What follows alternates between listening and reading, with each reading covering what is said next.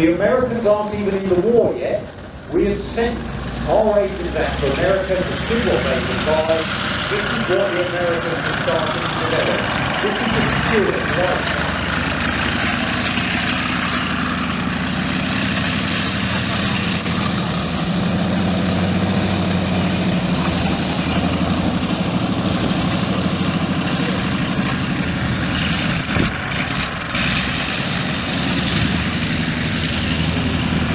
Now, after the First World War in 1920, the Americans got rid of all their armoured forces, something called the National Defence Factory. I'll carry on with the private story as these other vehicles go around. The this is the Matilda II. Basically, this is the tank that starts the carbon program going.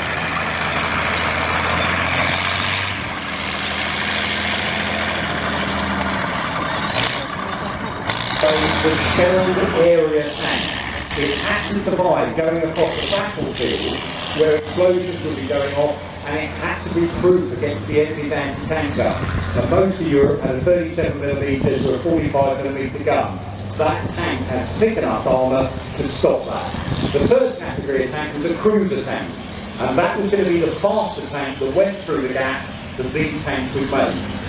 Now the Matilda, again, it's one of those tanks we can easily overlook. We like all the bigger, heavier German tanks. The later war, the vehicles that get more attention. That Matilda basically saved Britain's bacon in May of 1940. The Germans had broken through at Sedan. They were going hell for leather for the coast. Hitler is worried that they're exposing their flanks. Rommel is showing off to his superiors by racing ahead with the 7th Panzer Division. 2 tank units, 4th and 7th Royal Tank Regiment, come back from the Dial line in Belgium and attack the advancing German columns at a place called Arras. They sweep down the hill and massacre a German column going forward, and it causes panic in the German advance. Hitler is worried about the way that this advance is going. His fears are founded, now he believes in fact. Rommel, trying to show off to Hitler, says I was attacked by hundreds of tanks. He wasn't. There was 38 Matilda IIs out there. But it meant that Hitler stopped that rapid German advance, and it gave us the time to save our army and have the pieces of that first. So again, another one of those tanks that's really, really important.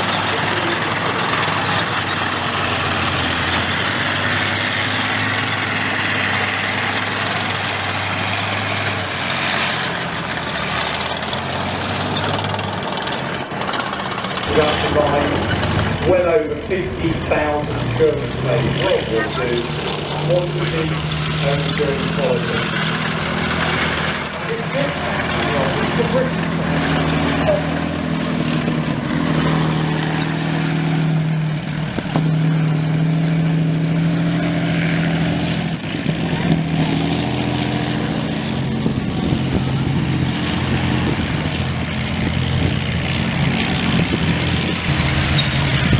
So what were the Germans doing? Coming on now is the Panther III. This is pictures of the L. This one was captured in North Africa and brought back to the United Kingdom for evaluation, just like the Tiger was.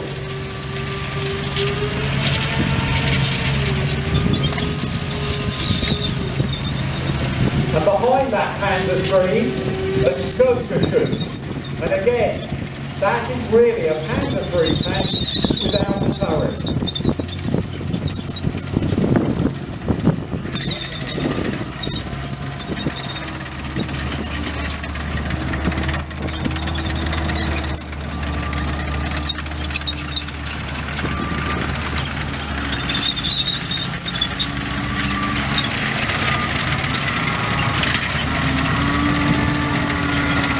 So we mentioned already, when Hitler comes to power in 1933, he starts his national program. Panzer I and Panzer II at the training with, Panzer III and Panzer IV to go to war with. So then Hitler goes for his gears and go around the arena.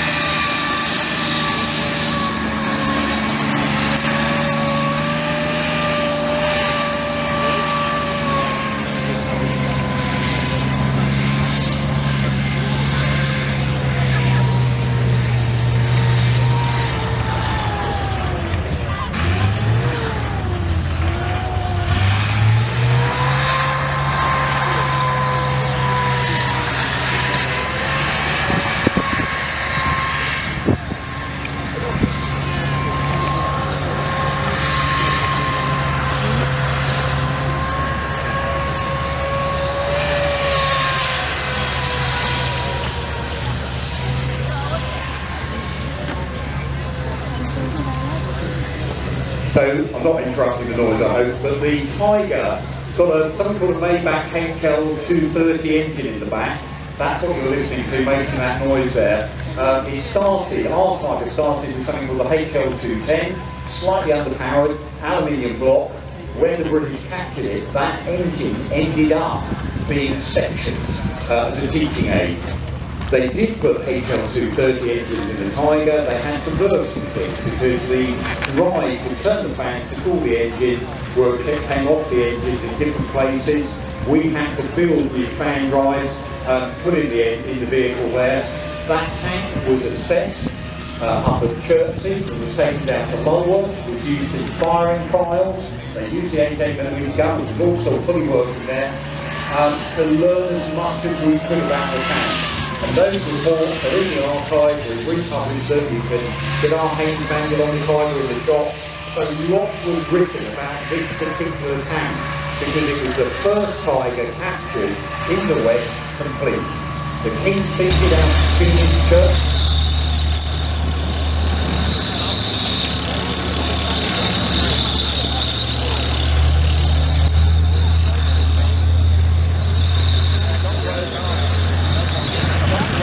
And the very first models of that Leopard tank have only armour thick enough to stop a 30mm cannon firing at it.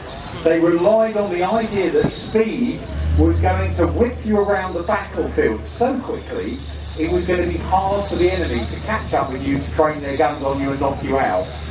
They put a brilliant gun on the tank. It's a British L7 105mm gun. It was a tank that made all the earlier tank guns like the 120mm that was put on the Conqueror redundant. This was a very accurate, very good gun that could fire a range of ammunition types, including discarding Samo, slugs of metal surrounded by a lighter pot that would penetrate enemy armour.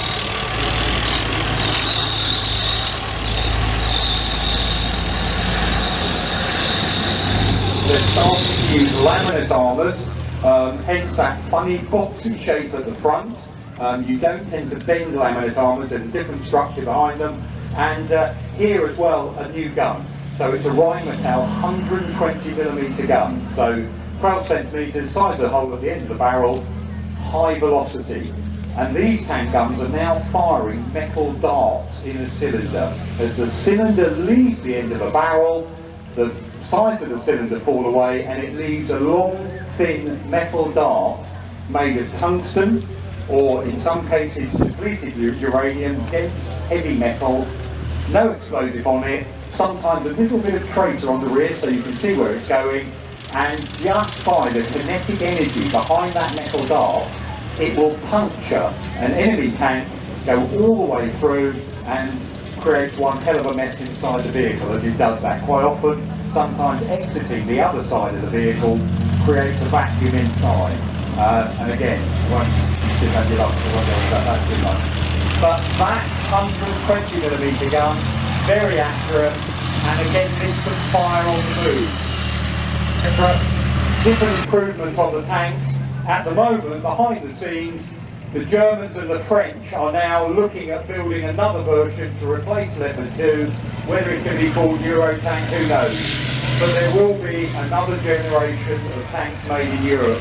So back to the story I said earlier, whenever you say goodbye to tanks, you often find you need them again.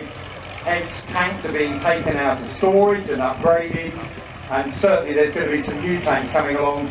And those of you in the audience who are British, you're about to spend, whether you like it or not, taxpayers' money is about to be spent on Challenger 2 to upgrade it, to keep it up with the enemy tanks, and of course we can see being used now all around the world. Lots of other tanks are being put back into service. So this story is continuing, it's not a story that's ended.